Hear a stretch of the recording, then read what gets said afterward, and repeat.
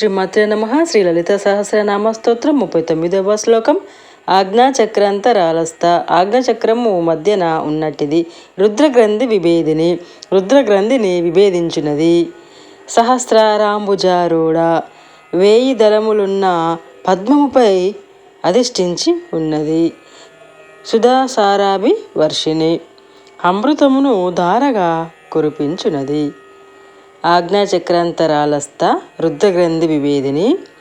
Sahasra రాభుజారూఢ సుధాసారాభి Varshini.